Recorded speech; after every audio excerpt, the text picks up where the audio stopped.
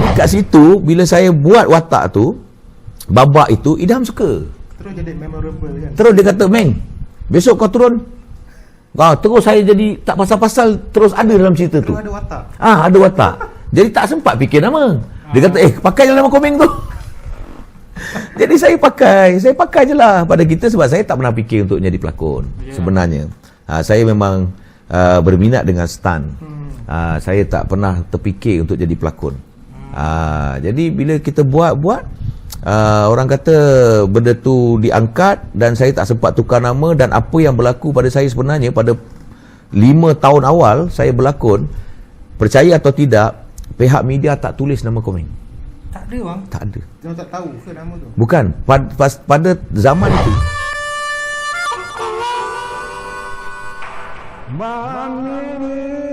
Kita bersembang-sembang. Okey, kita kembali ke bahagian kedua dengan Abang Azlan Komeng.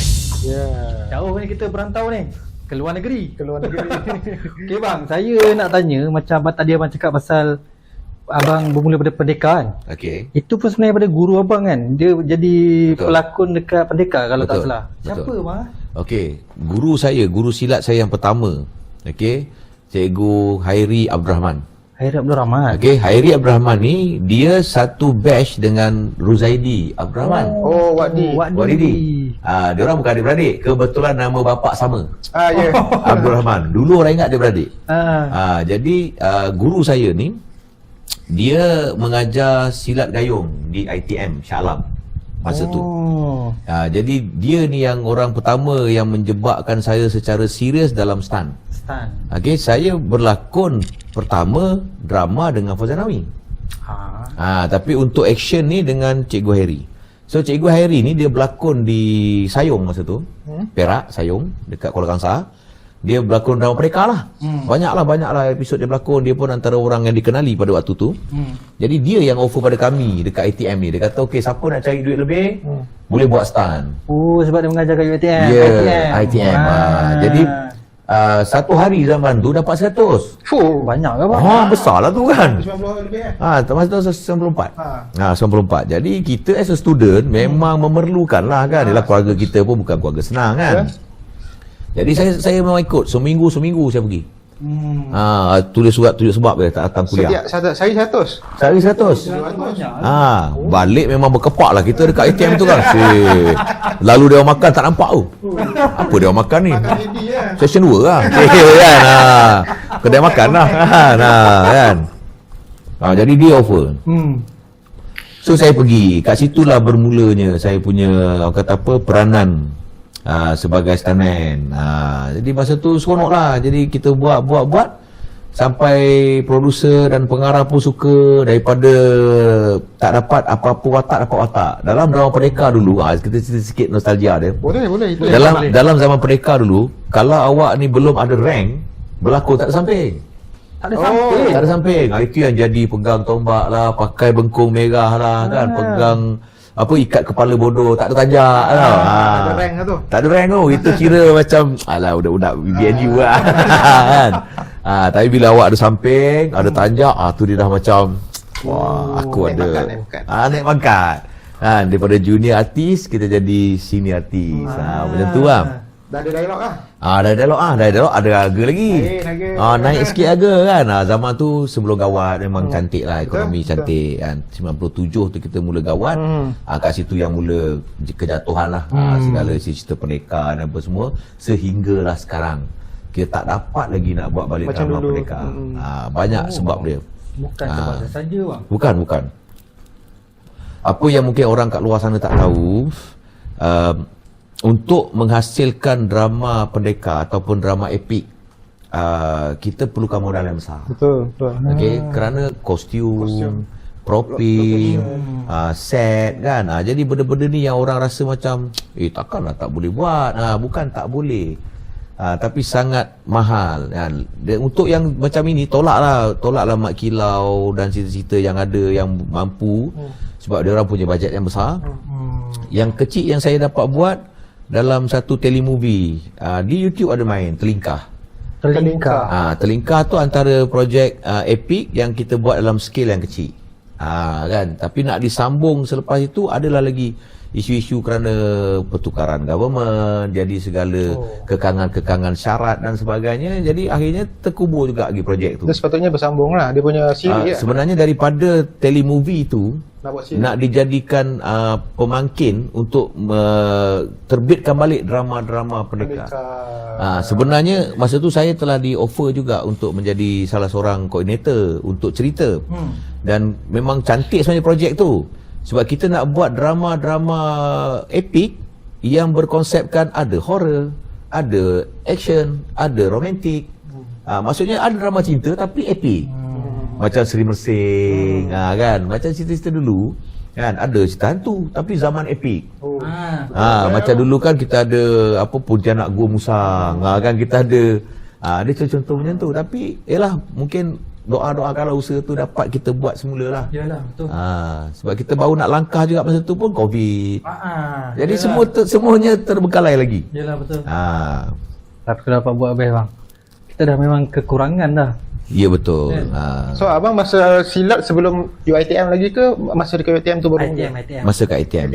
Saya okey dari segi orang kata latar belakang sikit kan, dalam bela diri lah kita ambil secara umum Sebenarnya ini eksklusif ni kalau aku cerita ni. Aku selalu cerita dekat live aku sesekali je. Okey. Yang ini dah boleh rakaman penuh ni. Okey, baik. Saya sebenarnya bermula bela diri ni umur 10 tahun. Okey. 10 tahun saya belajar taekwondo. Okey. Sebab cerita yang kelakarnya, arwah bapa saya orang silat, dia seorang askar. Okey. Arwah banyak belajar beberapa silat dan dia ialah zaman orang perang dia mesti ada belajar ilmu-ilmu. Jadi saya ni seorang yang baran. Jadi arwah bapa dia tak benarkan saya belajar silat. Okey, Dia tak benarkan. Jadi saya ni tak boleh bersilat sehingga umur saya 17 tahun. So selama 7 tahun tu saya main taekwondo je. 7 tahun taekwondo je bang? Ya. Sampai black kah? Yang ni tersombong sikit. Lebih. Saya pakai black belt umur saya 11 tahun. 7, 8, 9, 10, 11, 4 tahun je? Tak, setahun. 10 start. 10 start. Okey, dalam taekwondo zaman saya kalau ada orang lain yang zaman sekarang mungkin tak sama ke atau tak tahu, tolong rujuk balik lah. Zaman saya, awak boleh pakai black kalau awak dapat 3 kali double promotion. 3 kali. Okey, double promotion maksudnya dalam taekwondo bengkung pertama putih. Kalau ikut step dia akan pakai calit kuning. Okey. Okey. Sebelum kuning tu. Baru kuning. Kemudian calit hijau. Baru hijau. Calit biru. Baru biru. Macam tu Calit coklat. Baru coklat. Okey, barulah pergi ke black. Tetapi kalau awak first grading bagus. Dia terus double tu ada terus full yellow. Tak ada calit lah? Tak ada.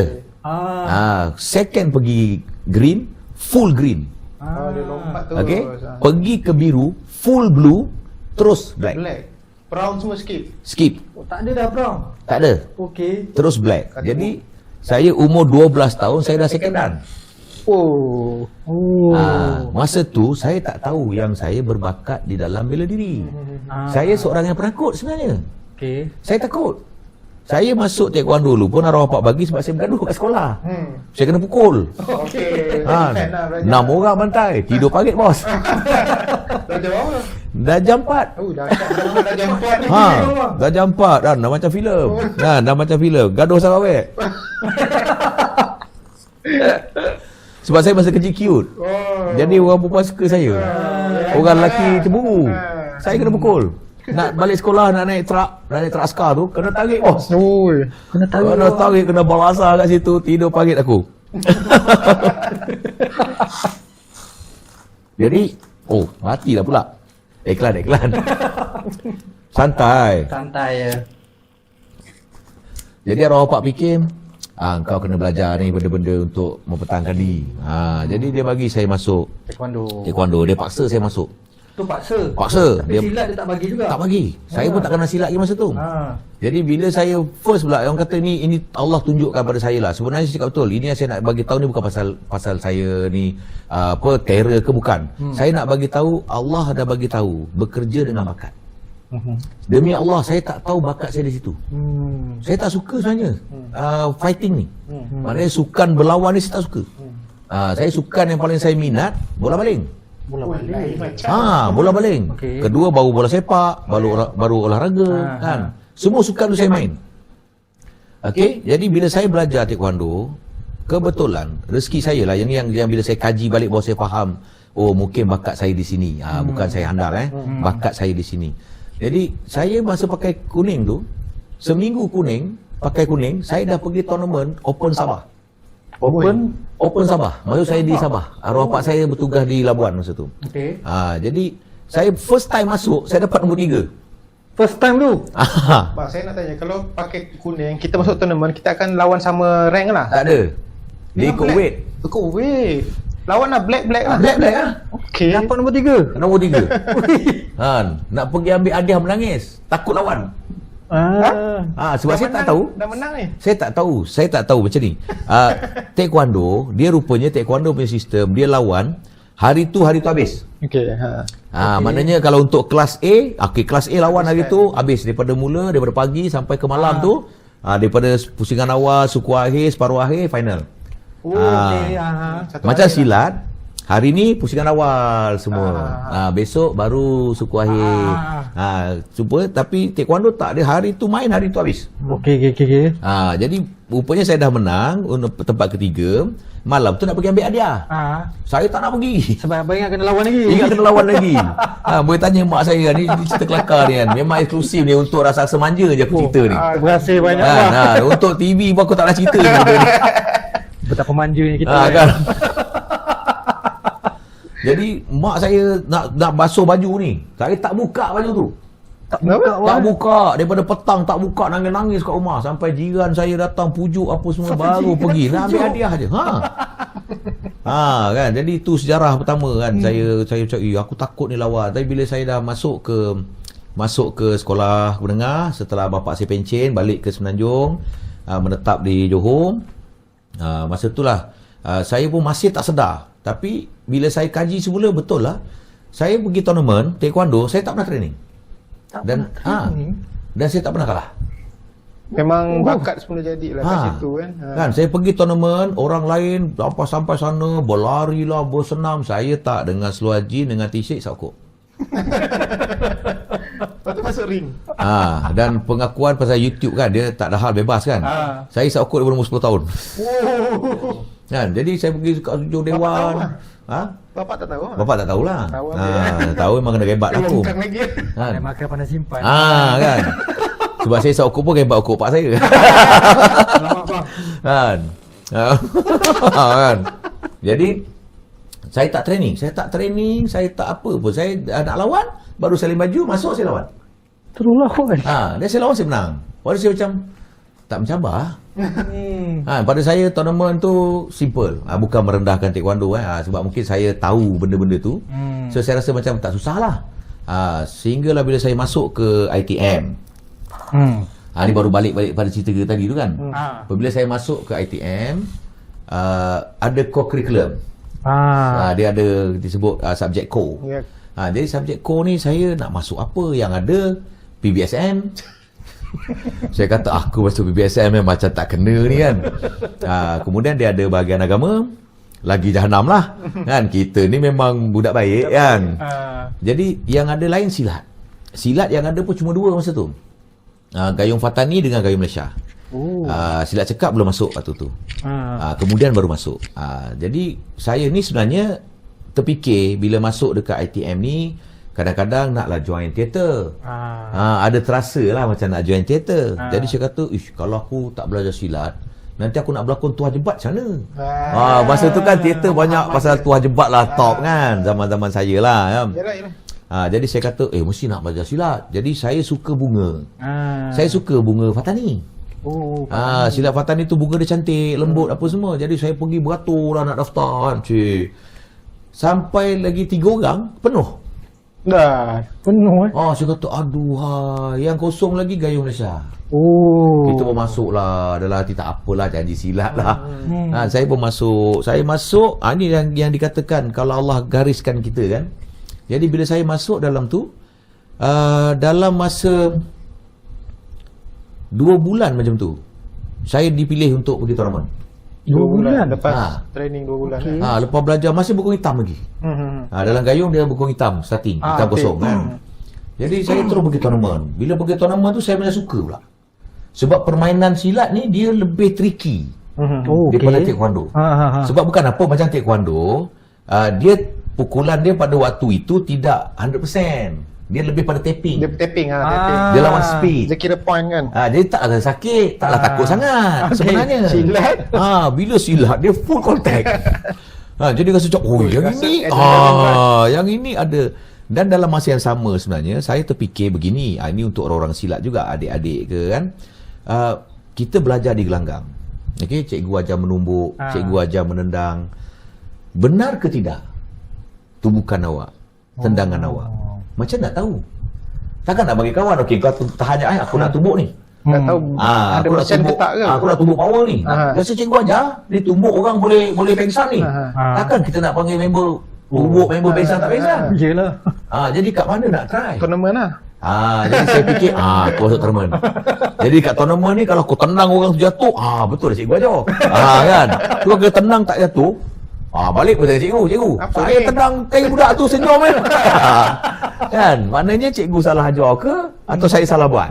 Jadi kita dapatlah mendalami benda tu. Itu sebab dia kenapa saya pergi ke tournament tu lebih kerap.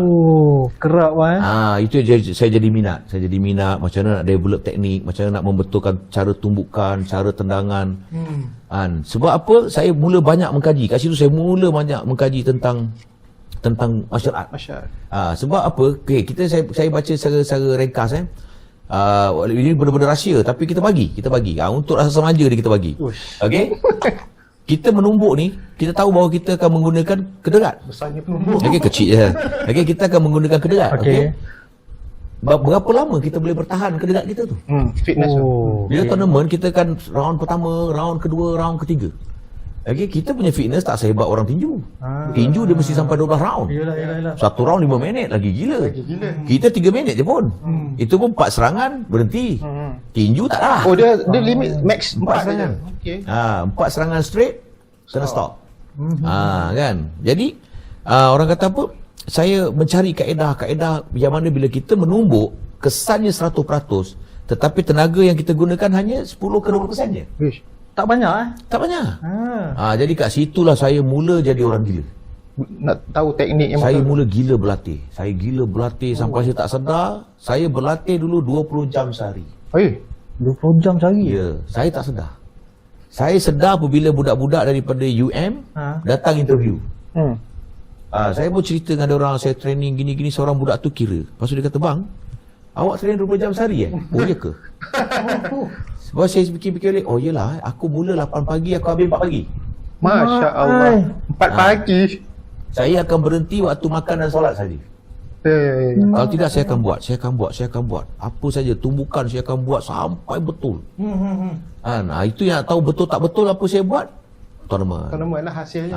Sebab pada peringkat awal saya berlatih sebelum masuk ke tournament. Setelah saya mula faham saya stop pertandingan. Stop dulu. Mana saya dah pergi masa yang saya kata dalam 2 bulan saya dah masuk ring. Lepas daripada perlawanan pertama, kedua, ketiga tu saya stop. Sebab saya mula mengkaji. 2 tahun saya tidak pergi tournament. 2 tahun juga.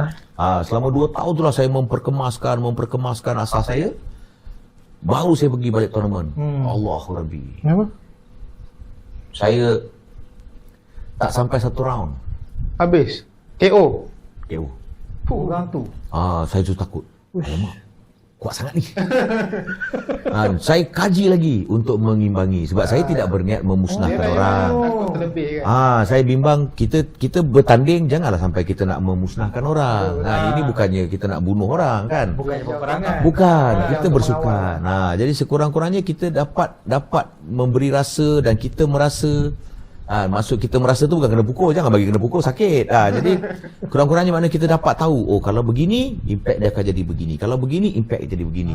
Apa benda yang perlu untuk menjadi seorang fighter dalam ring? Kita harus hidup kiri kanan semua kena hidup. Segala teknik kena harus boleh dibuat dengan kiri dan kanan. Sebab apa? Ibarat pergi pertandingan ni, guru saya ajar, pergi ke pertandingan ni seperti kau pergi perang. Bila kau pergi perang tak cukup equipment.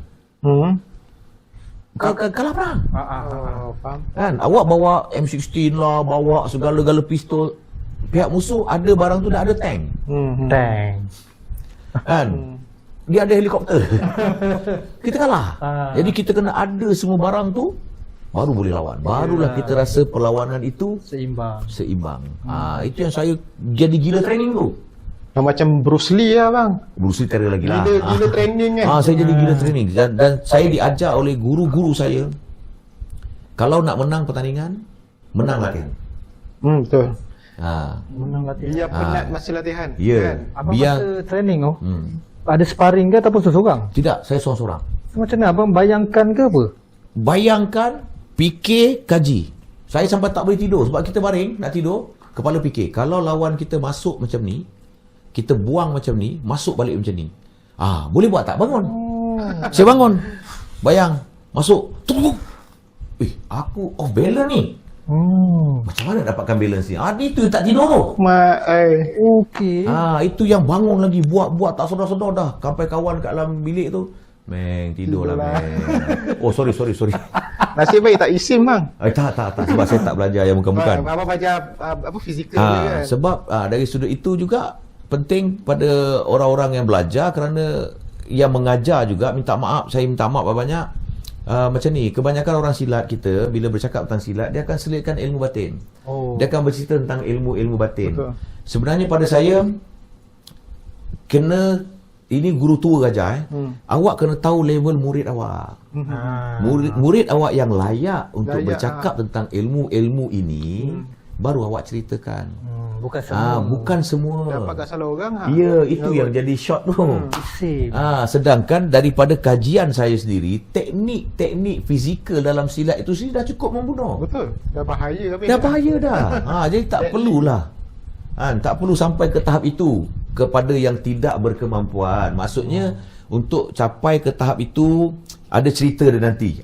Kita boleh ulas dalam isu Mak Kilau. Gitu kan ceritanya. Okey, saya tak terjawab satu soalan lagi tadi bang. Kenapa abang tak bagi belajar silat tu?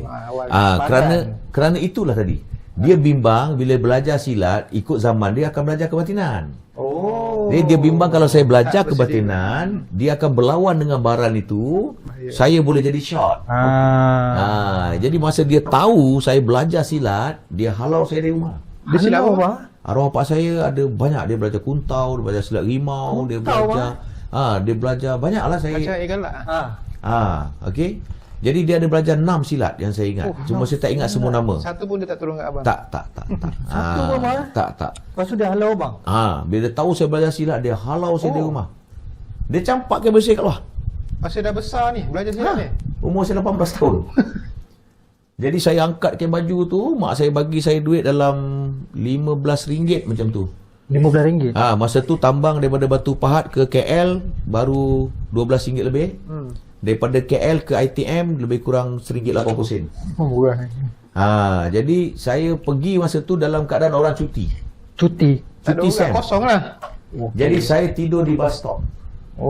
Selama? Seminggu bus stop. nak tunggu kawan saya balik daripada kampung untuk bus stop dekat area dekat sana lah. Stesen 2 Syaklah.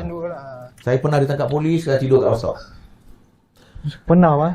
Sebab rupa-rupanya kawasan tu ada berlaku percarungan. Jadi saya baru punya lena baru lepas isyak, tiba-tiba redoka berhenti kan. Tiba dia buka beg saya, jumpa kain plekat lah, songkok semua. Soalan dia tanya saya, buat apa ni? Saya tertolong. Tengah bela. Saya kata, solat cik. Sorry kata. Rupanya yang pecah rumah tu pakai pukau. Ada pakai pukau pada zaman tu, pada tahun 90-an lebih tu. Jadi tu yang dia expect begitulah. Kata saya ni orang yang ni. Jadi saya macam Allahu Akbar kan. Jadi masa tu sehari saya cuma makan sebungkus roti dengan air sebotol kan. Itu je saya hidup sehari selama seminggu tu. Itu pun adalah kawan-kawan atau orang-orang kedai yang kenal saya kan. Dia bagi kan. Lepas tu arwah terima abang lah. Belum lagi? Belum. Jadi saya teruskan juga main. Jadi saya pergi tournament. Bila saya menang, saya balik. Naik bas, balik kampung. Sampai depan kampung, telefon adik. Adik saya datang kat depan, saya bagi piala kat dia. Saya naik bas balik KL. Tak jumpa pun bang? Tak jumpa. Jadi adik saya balik bagi piala kat mak saya. Mak saya letak atas meja. Okey. Bapak saya balik, dia tengok. Siapa punya ni? Oh, Lan punya. Bapak dulu. Jadi adalah orang kata 4-5 tournament jugalah saya main. Sampai yang kelima tu dia tengok piala tu, dia letak dekat rak. Dia sendiri letak. Mak saya tu telefon, kau balik kata dia, bapak karaoke ni. Lepas kelima baru dia approve. Ya, baru saya balik. Dan saya balik pun dia tak pernah support. Tak pernah support. Tak pernah support. Lepas tu saya dalam silat ni saya sangat-sangat sayang. Saya sangat appreciate sebab silat ni dia sangat emotional pada saya. Betul. Sebab seumur hidup arwah sekali, itulah pertama dan terakhir dia pernah datang tengok saya tournament. Ada juga. Masa tu ada sekali tu. Masa tu saya bertanding untuk Johor, maknanya nak selection negeri Johor, buat di Batu Pahat. Alhamdulillah masa tu saya menang dan saya dapat peringkat terbaik. Okey, cerita dia sebenarnya dia tak nak pergi tengok pun. Ceritanya. Jadi arwah pak saya selepas dia pencen dia jadi guard. Dia kerja guard. Dia guard dekat satu kilang kain. Kilang tu pun dah tak ada dah sekarang. So kat kilang kain ni dia punya bos dia. Bos dia suka silat. Bos dia? Jadi bos guard ni dia selalu datang tengok tournament saya. Daripada saya mula main, dia tengok. Dia kenal abang lah. Dia kenal lah, tahu lah saya anak pada arwah kan. Sebab saya selalu datang bagi makan hantar air kat bapak saya kan. Jadi dia pun cakap dengan bapak saya, dia kata, "Ya anak kau main bagus." Tapi bapak saya macam menyelah. Menyelah gitu kan. Jadi ni mak saya cerita ni. Jadi satu hari tu kebetulan saya final hari Jumaat malam. Jadi hari Jumaat tu dia pergi sembahyang Jumaat dekat kampung tu, dekat kawasan kilang dia tu. Lepas sembahyang Jumaat orang-orang datang salam dia macam mana? Dia kata aku pelik, dia kata dia. Aku pelik, asal orang datang salam aku, lepas tu tepuk-tepuk, anak kau, anak kau gini ya. Dia kata macam pelik. Jadi dia balik kerja pukul 6 tu, dia bagi tahu mak saya, okey siap, jom pergi tengok. Dia yang ajak. Dia yang ajak naik motor bos. Dia naik motor daripada rumah. So arwah pak saya dia dah tak ada kereta. Dia naik motor dengan mak saya datang ke stadium pula Dewan Jubli Intan. Jadi masa tu saya tak tahu. Saya tak tahu. Adik saya yang bongsu ada dekat tempat penonton. Adik saya tak berani cakap. Dia ingatkan bapak saya tak nak marah. Sebab dia dulu tukar bawa piala balik. Jadi dia macam, alamak macam nak cakap ni kan. So dia diam dekat situ. Jadi masa saya tengah lawan tu, alhamdulillah sangat, itu adalah kebetulan Kebetulan waktu itu adalah saya punya top performance. Waktu tu saya memang betul-betul tengah top gila masa tu permainan saya. Jadi kebetulan juga masa tu satu dewan memang nama saya je. Diorang laungkan nama. Dengan kumpulan-kumpulan gendang yang daripada tim-tim mana ni, semua duk bersorak. Komen. Macam filem. Serius, demi Allah. Nama pula komen. Demi Allah. Waktu saya kata dalam silat saya sangat emosional dan saya sangat sayang silat. Sebab saya dah rasa exactly macam dalam filem. Waktu saya kalau tengok filem, cerita pertandingan, kalau menang saya akan menangis. Relate dengan abang. Sebab saya dah lalu. Okey, jadi masa saya dengar orang sorak ni, saya terdengar satu bunyi. Bunyi ni saya memang sangat cam. Sebab arwah bapak saya, dia punya tangan besar tau. Okey. Dia orangnya kecil. Tapi tangan dia besar. Jari kelingking dia besar ibu jari saya tau. Besar ya. Besar. Dia kalau lempang 3 hari demam wajib. Betul lah tu. Dia urat sambung. Weh. Dia urat ni sambung ni. Lurus. Lurus. Saya corner sikit ni. Dia kalau tegak ni memang tampar orang memang confirm demam dia. Jadi dia kalau tepuk tangan memang bunyi dia kuat. Dia jadi macam pang tau. Dengar. Bosi dah. Jadi masa saya tengah sikap pasang tu, saya dengar bunyi pang.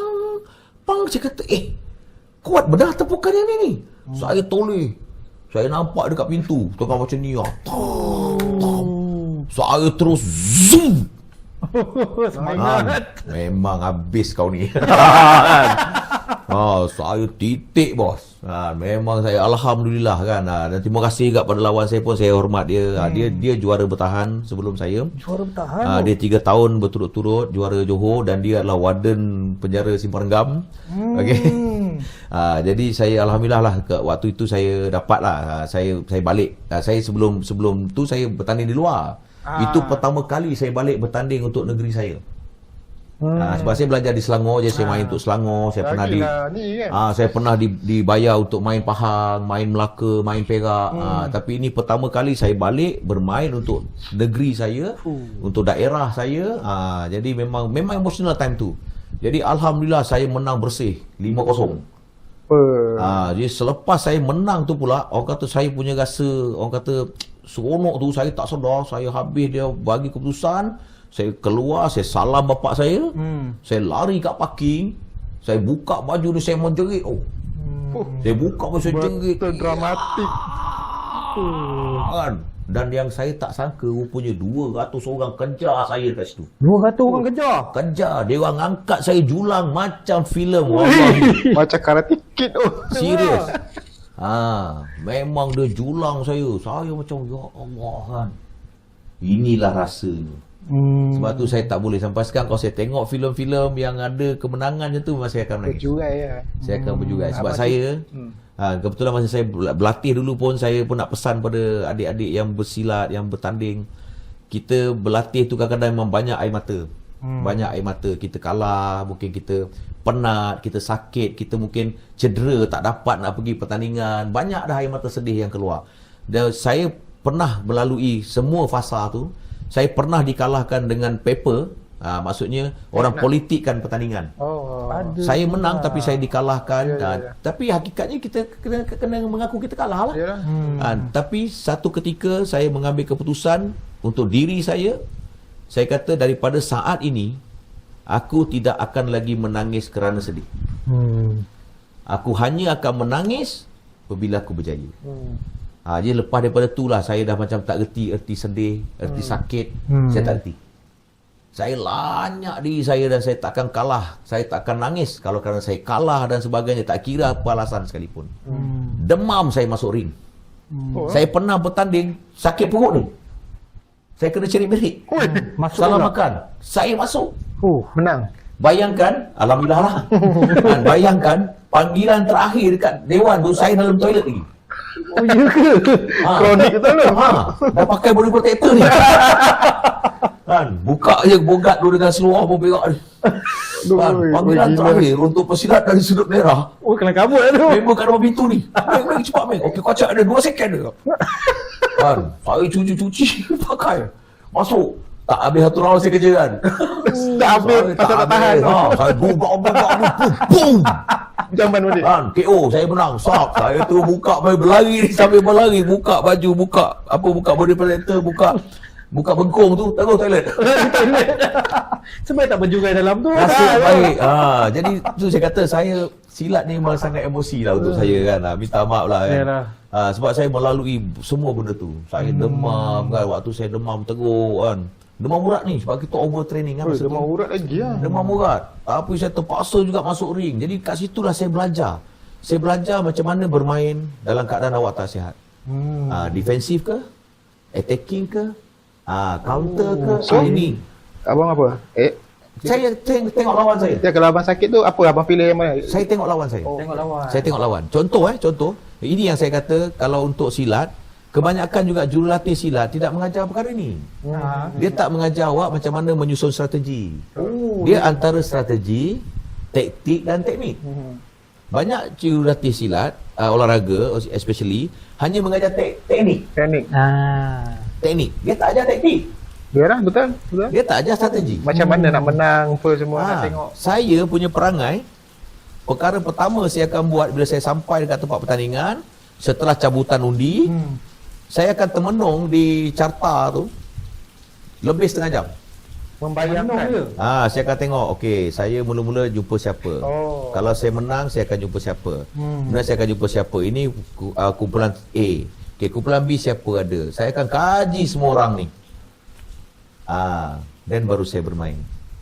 Jadi dalam permainan pula dari segi taktik saya pula, round pertama awak mesti boleh baca lawan awak. Kalau round pertama awak tak boleh baca lawan awak, Kalah. awak sakit. Oh. Mana nak menang susah. Nak baca permainan dia tu. Pertama tu. Yes. Jadi sebab pertama, itu sebab itu nak membaca kemahiran pihak lawan ni, sebab tu kita kena training kuat. Supaya dia bergerak tu kadang-kadang dengan gerak dia saja kita tahu dah, okey. Ini orang dia hidup kanan dia. Kiri dia tak ada apa. Ini orang kaki dia tak cun. Ini orang kaki dia bahaya. Kita boleh baca lah dengan movement tu.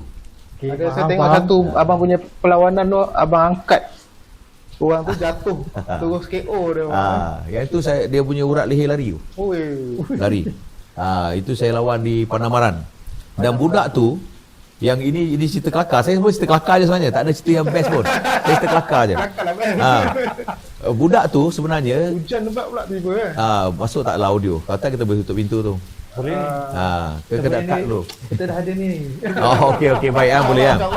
Okey baik. Jadi budak ni, dia ni dalam keadaan selamat tau. Selamat maksudnya kita bila berlawan tu dia ada 2 kumpulan. So dia duduk dalam kumpulan yang budak-budak baru. Okey. Dalam kumpulan saya ni ada bekas-bekas juara semua. Oh, dia kira senang lah. Kira dapat laluan senang. Rezeki dia. Rezeki dia. Jadi bila rezeki dia ni nasib dia pula final jumpa saya. Okey. Jadi bila jumpa saya, orang-orang dah bagi tahu, kau jaga kau, Komeng ni pandai jatuhkan orang. Kau jangan tendang. Dia tak tendang, bos. Jadi bila tak tendang, itu saya kata bila awak dah berlatih, dah belajar, orang tak bagi boleh minta.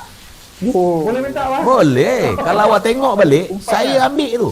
Abang angkat kaki dia. Saya kais. ambil. Saya press dia. Apabila dia ghostan, kaki depan dia ringan. Okey. Nampak ni teknik. Baru pergi pada teknik. Tadi tu taktik. Ini yang banyak orang tak belajar. Jadi saya pergi, bila dia ghostan, saya terus swipe kaki dia. Pop, angkat. Bila kita swipe, dia naik. Naik sambut. Zoom. Oh, itulah abang cakap abang mengambil.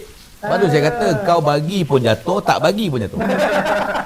Pasal ini bukan saya, ini falsafah silat. Sebab silat tu cakap, menyerang kena, bertahan kena. Okey. Kan, maknanya kau masuk pun kau kena, kau tak masuk pun kena. Ini falsafah silat. Bukan saya. Macam-macam lah kan. So cara nak masuk tu yang awak harus belajar, Okey. harus tahu. Itu cerita dia. Aku tengok video tu pening orang tu. Dia bangun macam Sebab dia kiraan sampai 8, dia sedia. Kan dia masuk. Ya, dia sedia. Tapi Tak boleh. dia goyang. Bila goyang terus 9 10. KO lah. Habis. Kan, tapi nasib baik masa tu medik, doktor tu cari. Dia tahu. Doktor tu rupanya dia seorang doktor dan dia juga pakar urat. Pakai urat. Saya tengok dia betul kan. Nasib baik. Dia pegang, dia tahu, dia suka tundukkan, dia tengok saya. Saya datang jumpa lawan saya. Saya minta maaf lah kan sebab benda tu sebenarnya tak sengaja. Tak sengaja tu maksudnya saya tidak berniat mencederakan. Tetapi kerana dia tu mungkin gayat. Jadi dia tak jaga landing. Dia panik. Jadi dia tengok saya sambil dia betulkan, dia tengok betul. Jadi saya tengok dia betulkan urat tu. Jadi kat sini juga saya nak bagi tahu pada kawan-kawan adik-adik yang bersilat. Apabila kita dah kena, maksudnya bila kita orang tangkap kaki, orang nak jatuhkan kita tahu dah yang kita akan jatuh. Lupakan soal akan jatuh tu, jaga jatuh. Jaga jatuh. Yang jadi cedera ni bila awak degil juga tak nak jatuh. Itu yang akan terlipat, tergeliat. Okey. Jadi jangan degil, mana benda kita tahu dah. Ni aku kena ni. Sebenarnya Kita akan kena, cuma kurangkan. absorb lah. Yes. Kan. Inilah juga ilmu yang penting dalam stand. Sama lah. Sama. Absorb kesakitan tu kan. Kadang-kadang kita buat stand, kita terperasan, alamak aku overshoot. Okey. So jangan lagi fikir soal benda lain. Fikir how to Jatuh. land dengan selamat. Kan, kadang-kadang dia terlajar. Yalah. Member sepak terkuat ke kan, Yalah. padahal nak touch. Jadi member tu mungkin tergelincir sikit. Kena. Boom, tertolak lebih, kita patut jatuh dekat tembok, terlepas tembok. Atau terlepas meja. So apa akan berlaku?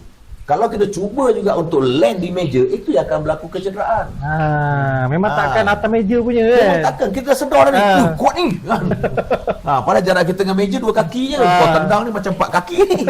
Layankan aja lah kan. Layankan, sebab kita faham ini syuting, kita boleh buat retake. mana. Yelah. Ini yang benda kefahaman yang penting. Walaupun kita bercakap pasal silat tadi, tapi sebenarnya dia related dengan apa kerja yang kita buat. Ini penting. Okey bang. Alright. Rasa kita sambung pula ke bahagian ketiga. Kita cerita filem lah lepas ni. Lepas ni. Jom kita untuk itu. Boleh bang. Boleh ke test? Takut cedera. Takut. Sedangkan kita tahu buat stunt ni memang benda yang berbahaya. Betul. Sebab itu kita kena tahu teknik, kena banyak berlatih supaya kita dapat. Patut dah tahu lah benda tu, kau dah nak jadi stuntman. Ya, tu yang stunt pun dah tahu apa dia. supaya kita dapat menjaga keselamatan diri lebih baik. Tapi pasal budak sekarang ni dia malas training. Budak-budak kita ni yang bagusnya tu, hebatnya adalah berani tu ada. Tapi ilmu tu kurang. Itu yang kadang main buat saja, tapi awak tak berlatih. Itu yang injured tu. Itu yang banyak cedera kan. Itu sebab dia. Macam saya, alhamdulillah nasib saya baik.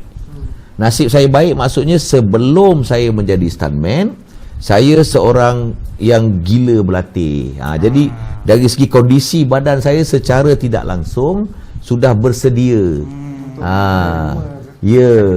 Sebab itu saya boleh buat stunt yang mungkin lebih sedikit daripada kawan-kawan lain. Itu saja. Bukannya ada apa-apa, kebetulan nasib saya baik.